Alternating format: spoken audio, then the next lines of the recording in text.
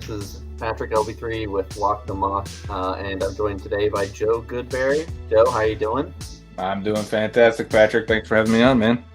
Yeah, absolutely. When we were talking about implementing this feature,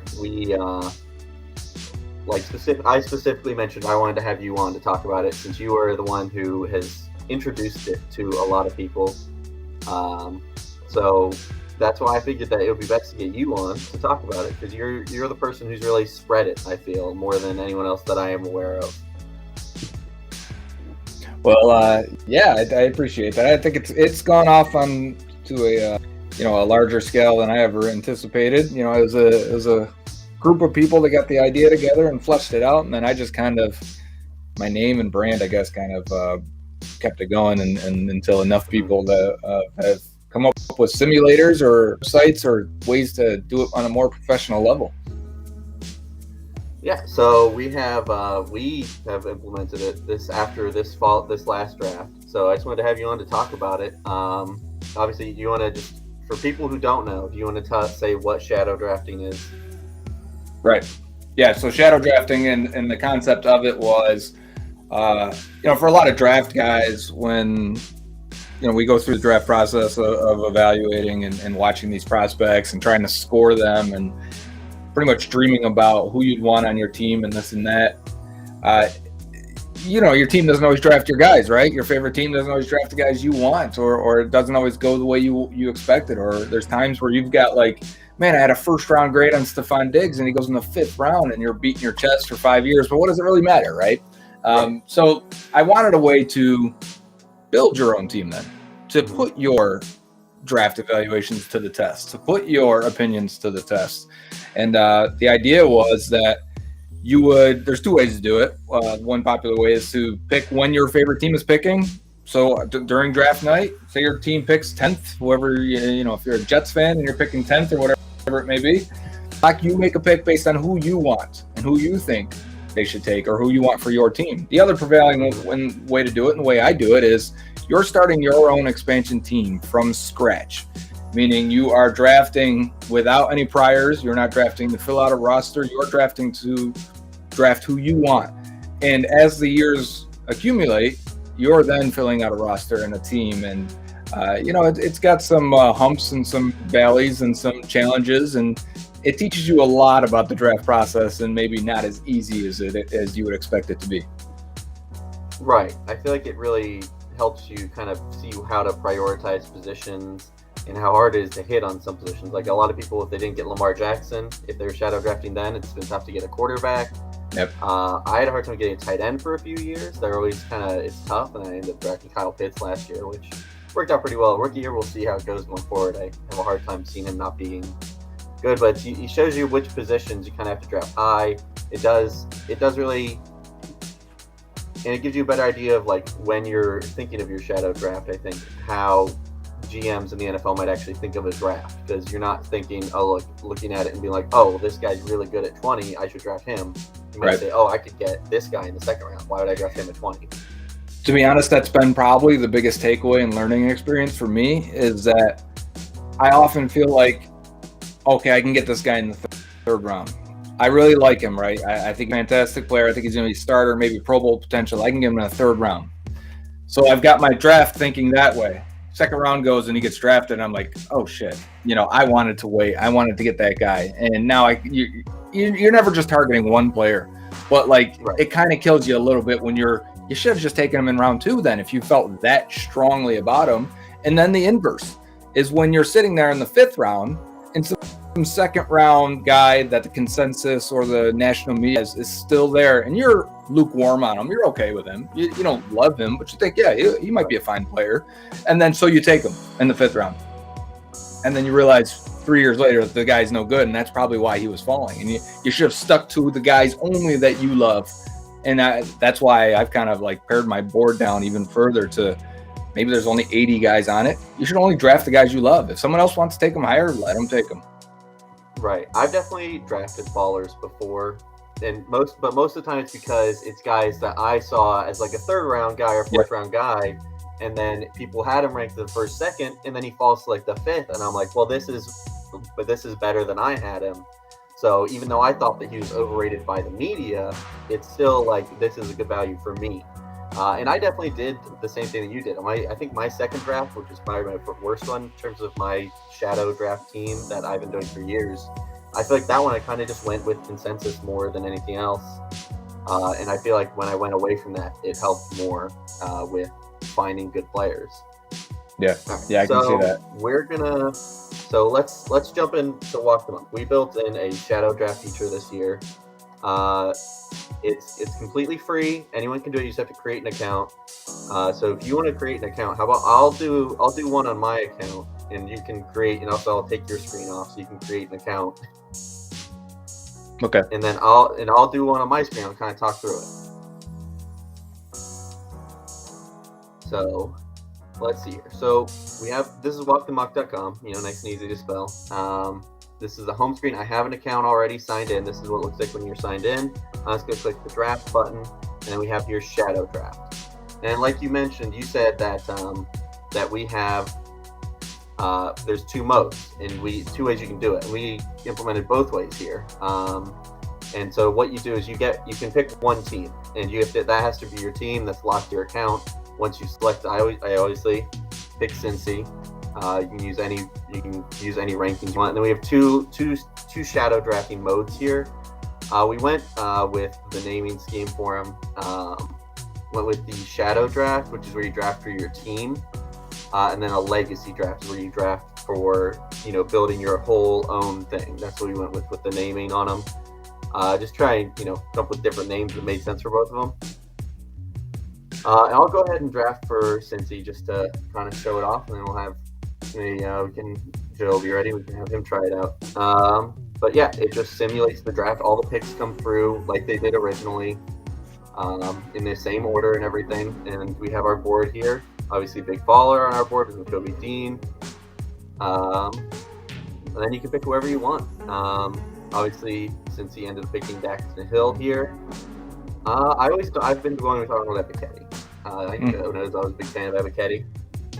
And I think he's a good value there. I feel like they needed an edge more than earlier than they addressed one, even with Osai coming back. In two, I always have a hard time in two. I think I'm going to go with Travis Jones here. I don't know why he fell so far. He's a good athlete. He was productive. He had some questions, but I feel like in the second round, that's a profile that I like taking. Yeah. And also the picks that you end up with are the picks they end up actually picking. So since he traded up, didn't have the 31st pick. So that is the pick that we have. In three, I think now obviously in regular shadow drafting, the way it's typically done is you're supposed to take them like before the next round, so you don't have the concept of hindsight. Right. But with the fact that we're trying to get as many people into it and trying to make it, make it as accessible as possible, it's open for I think until the end of June, I believe. So still plenty of time for people to get in and draft their teams. I'm gonna take Tariq Woolen here. Just going heavy on defense, I guess. Here. They took Jackson Hill, and then they took. I can't remember who they took at all. So then they took Cam Taylor-Britt in round 2, and then Zach Carter. And then 3, they took. Yes. Okay. My brain was not working for a minute. And then 4, isn't that when they took Volson? Then they took Volson, yep.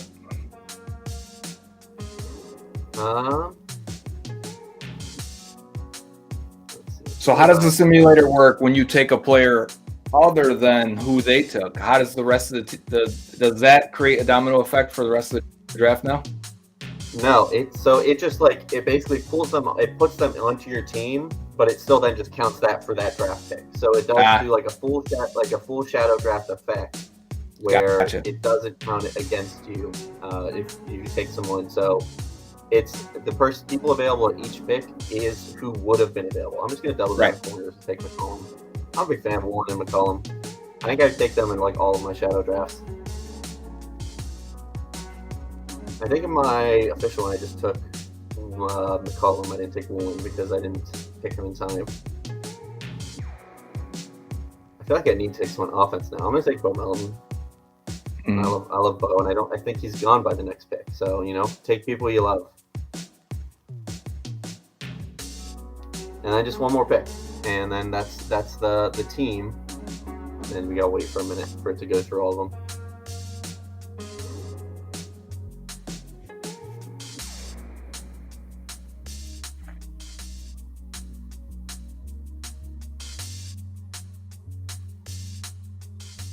And I'm gonna finish off with Alec Lindstrom. I like Alec Lindstrom. He got pedigree, he's got talent. I like it. And then this is my team, and now this is locked into my account now. So if I go to home and I draft, and I go back to shadow draft, so now I don't pick a team again. I just come here and it pulls it up, and this is going to get tracked. This is kept on your account, so it's tied to your account for years, so you can keep it up. And then here, let's go back to Joe here. Yep, let me pull it up. So infinite universe is going on. Yep.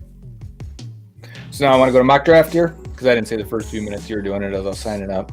There should be a draft button at the top. Above the there it is. I see. So you can do real time with other users. That's fun. Yeah, that's I think that is one of the things locked behind the premium account is the real time, because you have to get a whole lobby and get other people into it. But the standard drafting and the shadow draft is just free account. So anyone can go up, just make an account. You don't have to put a credit card on it or anything, and just make your shadow team. Now you get to pick your team. So I picked for the Eagles this year. And this is just locked to your account. So this is your team for years. So it'll always do that for me then, right? You'll always. I'm gonna still go. Gotcha. I'll go with that for now. That's fine. Because in mine, you know how I do it. I simulate a team on Madden and I go with it, and then I take whoever's picks I have there. And then so you can do your own rankings in here, I assume. Yeah, you can build rankings, then you can use your rankings in here in the website. So that way you don't have to use our default rankings. So then you have the two modes: Shadow Team and Legacy Team. So you can, if you want to try either one first, go ahead. What's the Legacy? What's the difference? So Shadow Team, you're drafting for the Eagles. So you're picking where they picked, and you just you're like basically adding on to their team. And the Legacy is what you traditionally do with Shadow Team, where you're building your whole roster from scratch. Will I have picks of the Eagles in Legacy? Legacy, no. You pick. It's randomized, random numbers. Oh, okay. That's what I want to do then. I want to try that.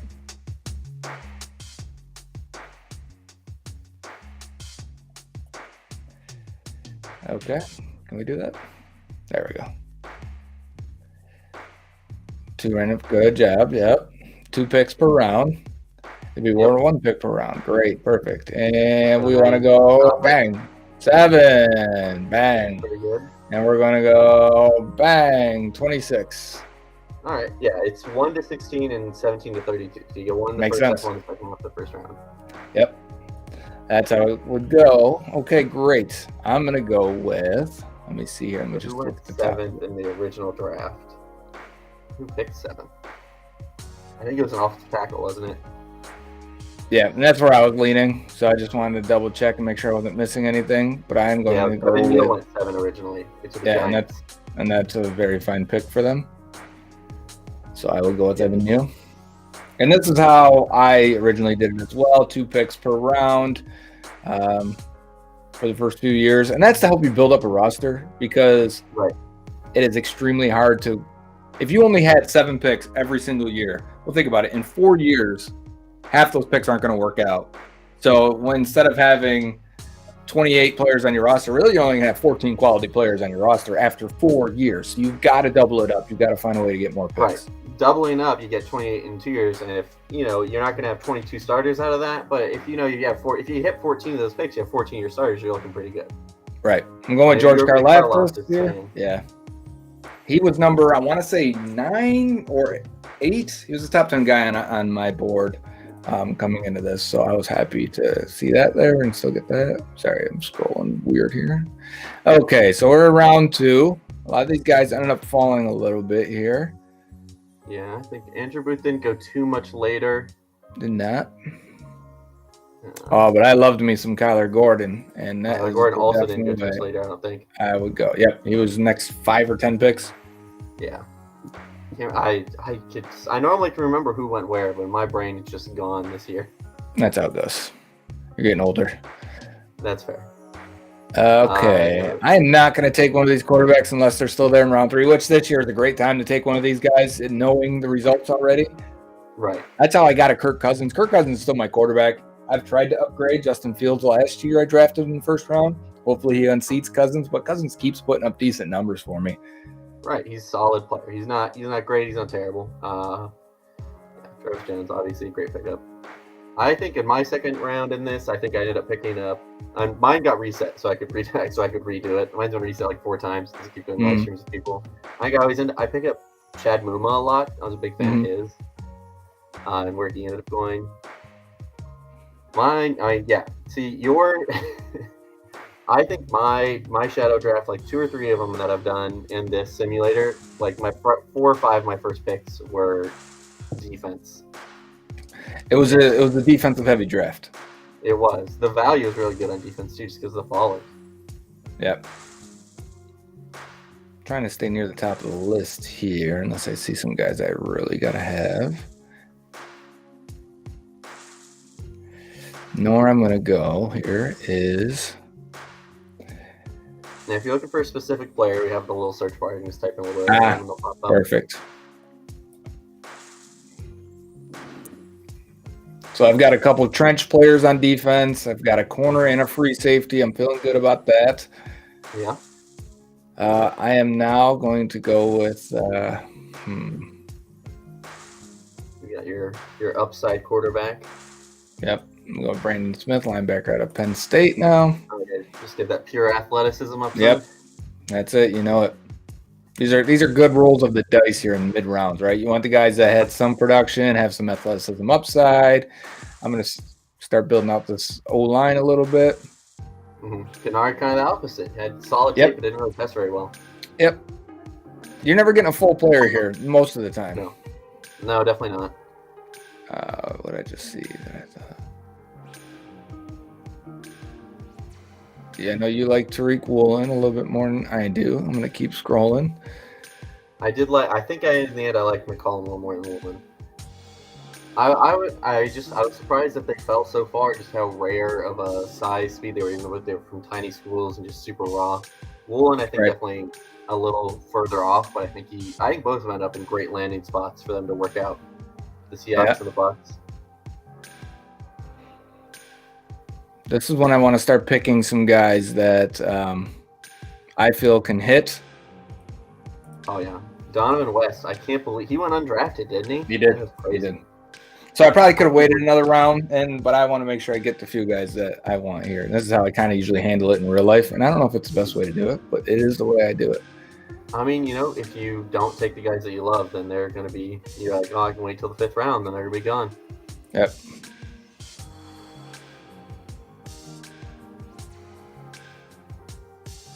Obviously, like you have the benefit of hindsight with this, but it's just there's no real way to get everyone get this more easily accessible for people.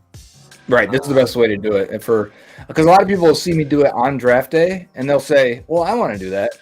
I said, "Well, you just gotta, you gotta do it in hindsight, but."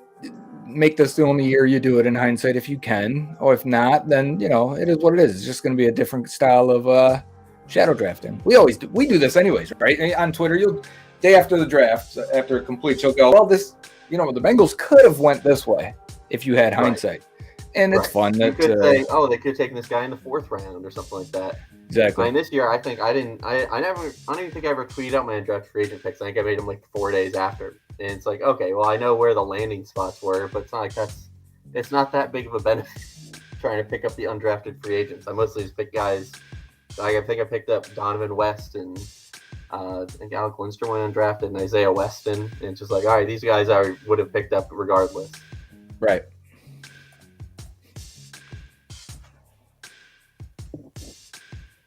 And so you got one more pick. We don't have undrafted free agents this year. We're talking about maybe adding them next year, but this year it's just picks. Yeah. if I were to plan out a whole way to do undrafted, because the way I do it now is I just take 8 guys or so that I really want, and go from there. But if I were to like plan it out like this, I would give you like a pool of money and or pool of points and try and even it out that way. Guys that go, that were ranked higher cost more versus guys that are ranked lower cost less. That'd be interesting. That would be interesting. And this is our roster screen. So you can go into each spot and pick who you want to be your and like actually place guys in there now. Yes. Yeah, I like place that. Guys into your roster. I like that. And it's going to be this is right now the very early workings of it. Once we start getting stuff like Madden rankings for these players, we're going to be pulling those in. I was going to wonder how you did that, if you guys are going to have valuation for each one of these players. You know what I'm saying? Right. So Madden does that. Every player has a ranking at every different position, so we can pull in just what is their edge ranking, what's the defensive line ranking, linebacker ranking, and pull that in, put it in on that roster spot. And then once we have that, then we'll be able to pull out a team overall. And we're hoping to be able to, once people start getting full teams, be able to make like a leaderboards for it. I love it. So you can compare your overalls with other people. And you just have a full team. I like it. I like it a lot. And then, all right. So from here, go back to home. Go back to home. Go back to draft. Okay. Shadow draft again. Yeah, and we're working on getting it up for 2023 mock drafts, but that's a whole thing, trying to get the rankings for that. Sure. You can do your default ranking. Because right now, obviously, you haven't built your own rankings since you just made your account. Right. And it says completed here. Yep, you can click on that, and that'll open up the team, your team roster. Very nice. Come in and change them. Yep. So eventually we'll get like a number here or something, maybe a Madden rating, maybe the ability to click on the players to see some stats or things like that. That's actually, I don't know if we had thought about that, but that's definitely a good idea. We can pull in stats, because we pull in the stats for like our draft prospects. We could definitely pull in the stats for our players here and kind because of a lot of times scroll over them. It'll be like week 6 during the regular season. I'm like, man, has Malik Willis played yet? Now Malik Willis will be a higher profile, but you may wonder if Bo Melton's doing anything, if Tyler Goodson's doing anything, right? If Jalen Werdemer has done anything. How many snaps have they played? How active have they actually been? Right. Some stuff would be a little easier. Like snaps is kind of tough to pull in sometimes. Yep. But we could definitely pull in like how many receptions. Well, all that normal stuff from PFR. At least if it just links you to Pro Football Reference page, Yeah, I mean we have on the mock draft feature, we have a thing that'll show. It'll pop up like the mock draftable bubble when you scroll over it, so you can see how athletic the guy is just on your like mock draft screen. So it's definitely something we could add in with stats. It's a great idea, and we could and we're definitely adding the Madden overall as the plan. Just have to pull it once the rookies stats get posted fully. Yeah. And then you can put in the overall now, but it'll be like 30 because everyone's gonna be missing people. And then next year, hopefully, people start getting some full, at least every spot filled rosters, and we'll be able to have, like real Madden overalls and put make like a little leaderboard for it. And we're really excited about it. Yep, you should be. I think this looks pretty cool and it looks pretty fun. I'm full of ideas, so if you guys need me for any more, they are rummaging around in the head already. So. Absolutely. I mean, you can always reach out to me, and we can always work on some ideas, workshop some ideas. The stat one is definitely a good idea, so people can kind of get an idea of how their shadow team is performing. Yeah, I'll go through my roster. Yeah, and I'll just like pull up Pro Football Reference, just type in every player's name, like how are they doing this year. Right. I'm sharing my screen right now, and so you can see my team and how I normally go through. And this is right here is how I pretty much feel about them on a color wheel scale. Then I'll have PFF grades. I've got cap hits and stuff that I just started to put in because I want to see how close I am to the cap and things like that. Now that my team's getting a little older.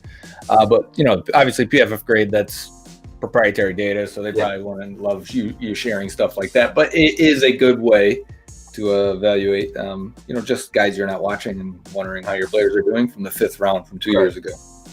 Right. That's why my roster has both PFF grade and Madden rating, because I found that if you just have PFF grade, it can be a little misleading. You guys will play 20 snaps and then get like an 80 PFF grade. Yep. So I think that's what partially the proprietary data of PFF, and then also the sample size question of it is like why we'll do Madden overalls. And because then we can make a full team rating for it also, which is I think it'll be part of the fun. The other page you would want, and maybe that's in the previous year, is can you see your drafts from previous seasons? Now I know this only has one season in here now, but to be able to go back, like if there was up here a 2021 or 2022 draft, 2021, 2023, when you're a few years down, you'd like to be able to review your draft maybe a little bit. Oh yeah, I think that's also a really good idea. There you go. That's what I do on the sheets here. Right. Yeah. So I got all the way back to 2011. 2011 was my first year doing it, and okay in the beginning, but it's a good way to go back and just go back and look and say, okay, where was I? What was I thinking? Where was I aiming for in those classes, and how did they pan out and things like that? Just to give you an idea of your progress over the years and maybe places you've missed. Because once guys you'll see that you'll get there once you're 4, 5, 6, 7, 8 years into it. There'll be a lot of your picks that are off the roster and you won't see them anymore. So when you pull up your edge, they'll be so far down probably that they're not even, in the conversation anymore to go on there, and you'll forget about them. But I like going back and seeing that. Oh yeah, Jeremy Cash. That's right. Michael Thomas from Southern Miss. We know him very well. But it's nice to see those guys still hanging around on your page somewhere. Absolutely. I think that's that, and the stats is definitely something that we would look to add. Both of them will be something that hopefully we can add before the next draft, so we have something to go off of. Sure. Yeah. And then once we have a second draft, then we'll have a reason to have the two showing all your previous drafts page. And what's fun about previous drafts page too, because I wanted to do this for myself, is maybe it gives you a grade after 3 years. That would be fun. We could, we could try and pull in like if Bleacher Report puts out a grade for every draft pick or something. Sure. Or where are they scored now? Or what is the rating? If you're going to base it off Madden ratings, where are they rated now? Have they progressed? Have they gotten worse from their rookie years? And that way you can get an idea of, or this guy's out of the league already, so you already lose points for that. Yeah, you could give it a grade based off of what their initial Madden rating is and how much they've grown or how much they've failed. Right. Yeah, that could be really interesting. That would be a little tougher, but that'd be really fun to give people like a grade to show how they did. We're a big fan of the feature, and I'm glad I was able to bring you on and talk about it. Of course. It looks like it's going to be a fun time. Get people involved. Yeah, and we're hoping to grow it, hoping to kind of spread it around, get more and more people involved in it. Just what part of the fun of trying to make it more accessible, partially why we wanted to tie it to the free account, to the premium, so we get people who've never tried it, not to be like, oh, I'm not going to pay for something I don't even know what it is. Right. But, yeah. All right. Well, I think that about wraps us up here, Joe. Okay, then. So thank you very much for joining us. Thanks for chatting Shadow Draft for a bit. Yes, sir. Thanks for having me. It's a pleasure. I love the Shadow Draft, so I'm down to talk anytime. Yes, and we'll hopefully keep bringing more and more people in. Next year, we'll have to make sure that you do your draft next year. You can get your full roster in. That's right. The mock. You have two Shadow Drafts going.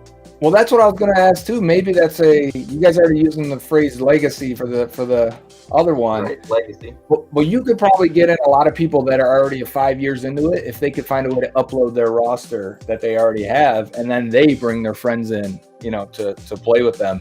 If you didn't have to start over brand new, and you can somehow import or go through a verification process that this is your team from the last few years. Right. Yeah, it's tough. We talked about it, but that's so tough to implement. So yeah. That one we talked about. We don't think there would be an easy way to do that. at least as of right now. May talk Right. about it for next year, but I think right now it's just you got to start from scratch. Yep.